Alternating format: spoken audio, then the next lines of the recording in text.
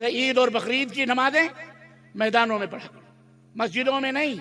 इल्ला की मजबूरी हो, बारिश हो तो अलग चीज है, लेकिन मैदान में नमाज पढ़ो। औरतों को भी लाओ।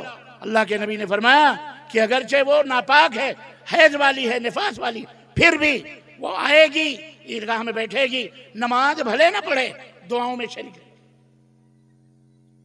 आप अपनी औरतों को ईदगाह लाते हो कि नहीं लाते? बोलो, नहीं लाते?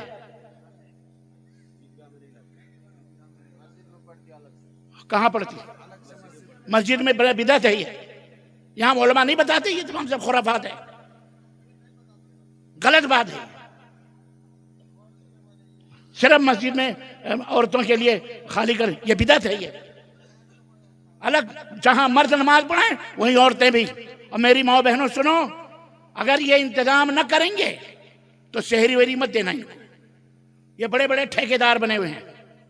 और मौलाना साहब को चाहिए कि कल नहीं परसों जुमा है, जुमे के खुतबे में इसका ऐलान करें कि इंशाअल्लाह मस्जिदों में भी तरावी होगी और औरतें रहेंगी, और ईदगाह भी उनके लिए जहां मर्द हैं वहीं औरतों के लिए तैयार। इंशाअल्लाह बोलो, तैयारी करो। तीसरी बात और आखिरी बात, ये 2 बजे से माइक खोलकर ऐलान करना कि भाइयों बहनों उठो, शहरी खाओ, शहरी का टाइम हो गया है। उसके बाद फिर 5 मिनट के बाद फिर कोई नातें पढ़ रहा है, कोई नज़में पढ़ रहा है, कोई तकरीरें कर रहा है। तुम्हारे अब्बा का की दुनिया है। एक अजान पर तो शैतान में खलबली मची हुई है। तुम पूरी दुनिया से लड़ाई करने चले हो। अल्लाह के बंदो, ये भी तो गलत है। अजान तो फिर भी सही है, ये तो सरासर गलत है। क्यों किसी की नींदें उचाट कर रहे हैं? आप अल्लाह की इबादत करें। माइक्रोफोन सिर्फ अजान के लिए, ये भी नहीं बताने के लिए कि 2 मिनट बाकी है कि 5 मिनट बाकी है। जो बंदे को अल्लाह ने खिलाया खाने दो, खा रहा है, तुम बंद कर रहे हो उसके खाने पीने। उसके पास भी मोबाइल है, उसके पास भी टाइम है, उसे भी फिक्र है। मौलवी साहब पूरा ठेका लिए बैठे हुए हैं पूरे। असल में इस मौलवी को अपने टिफिन की पड़ी रहती है बेचारे को, कि कहीं ऐसा ना हो शहरी के बगैर मैं रह जाऊं। सो गई, जिसके घर से टिफिन आना था, कहीं वो औरत सो गई तो हमारी शहरी गई। गलत बात है। इसको भी मस्जिद के तमाम जिम्मेदारों से मैं दरखास्त करूंगा, मुतवल्लियों से, अल्लाह के लिए इसको बंद करो। कभी भी नहीं, सिर्फ अजान और खुतबा, वो भी मस्जिद के अंदर। हमें वावेला मचाने की कोई जरूरत नहीं। ये दीन नहीं है कि आप 2 बजे 3 बजे या शहरी इफ्तारी का टाइम, गलत बात। और तमाम मेरी आवाज जहां तक भी जा रही है पूरे भारत के अंदर,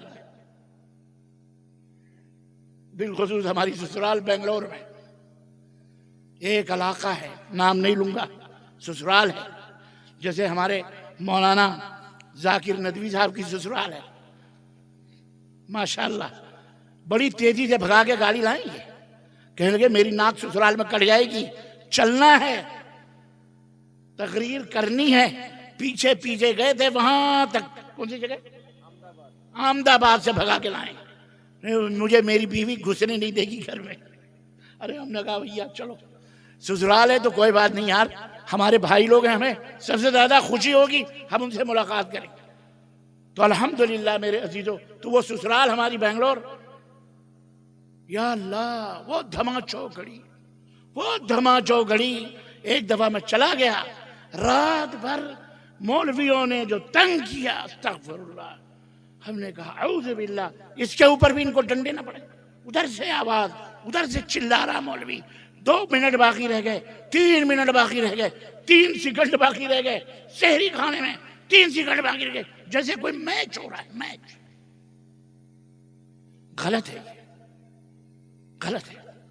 तो आप भी मोबाइल के जरिए तमाम इलाके की मस्जिदों में भाइयों, तमाम जिम्मेदारों को, चाहे वो किसी भी धर्म और मजहब से ताल्लुक रखने वाले, उनको बोल दो, मुतवल्ली हो बोल दो, न करो, सिर्फ अजान दो, खत्म।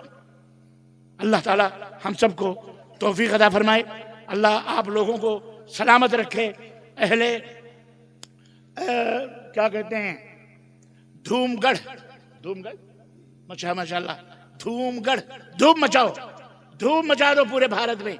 नौजवानों, आपकी जिम्मेदारी है, ये आवाज से पूरे भारत में धूम मचा दो। धूमगढ़ के नौजवानों, मोबाइलों के जरिए ऐसा वायरल करो कि कन्याकुमारी से लेकर कश्मीर की वादी तक ये खुराफात खत्म हो जानी चाहिए इंशाअल्लाह ताला।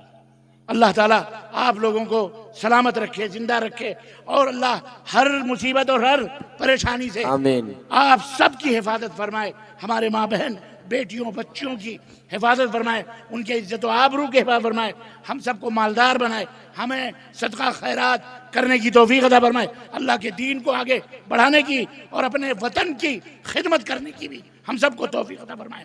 आमीन या रब्बल आलमीन। व सल्लल्लाहु अला नबियना मुहम्मद व अला आलिहि व सहबिहि अजमईन। वस्सलामु अलैकुम व रहमतुल्लाहि व बरकातुहू।